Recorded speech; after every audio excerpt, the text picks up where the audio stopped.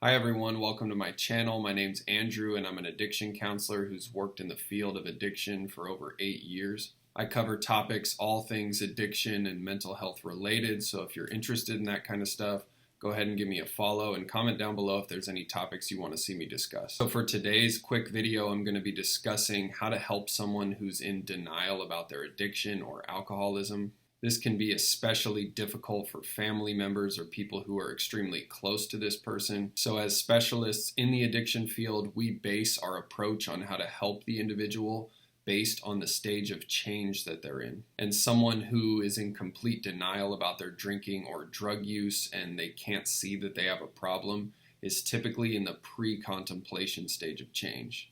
So they haven't even contemplated getting help. They haven't even really thought that it's become a problem. They may think that it's causing some minor issues, but overall it's not creating major problems in their life to where they need to make a dramatic change or get sober. So the way that we approach people in the pre-contemplation stage of change is by simply raising awareness to the risks associated with what they're doing. So you can do this by pointing out negative patterns that you've seen. If there's health consequences associated with it, that is definitely a good thing to point out. If there's behavior changes, reduction in productivity, or they're not interacting or engaging in healthy activities that they used to be passionate about or that they used to do often, pointing out how relationships have been impacted, work's been impacted, sleep. There's many different factors that they typically won't see because of their denial that people closest to them do see. So by pointing these things out in a non-judgmental, supportive manner, maybe saying, hey, I noticed your sleep has completely changed. You seem to wake up a little more groggy. You complain about being tired.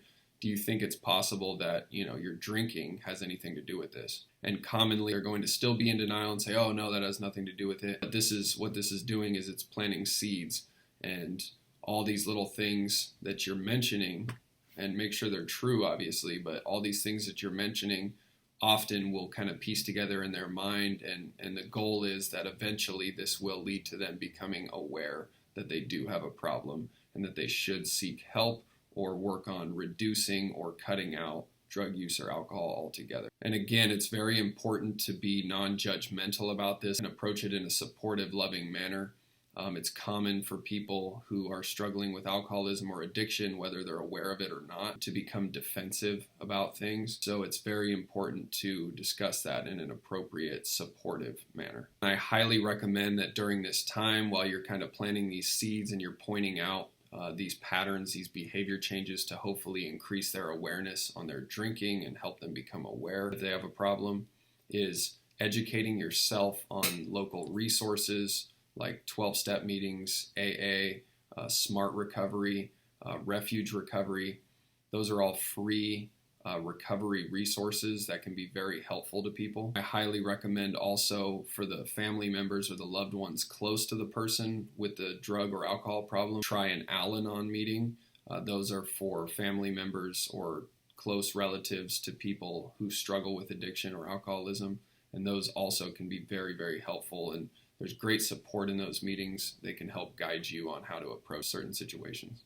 Also becoming knowledgeable of local treatment centers, therapists, doctors, or certain things so that when they eventually acknowledge that they do have a problem and they want help, you'll be armed and equipped with the proper resources that are available to them. If you liked this video and want to see more content similar or have questions or want more specific content based on things like this, please subscribe to my channel, and again, comment down below if there's topics you want to see me discuss. I'm happy to help. My goal with this is to help educate the public on all things addiction, mental health related. I know it can be especially difficult loving someone who struggles with alcoholism or addiction, and my goal is to help guide those people and the people who are struggling themselves.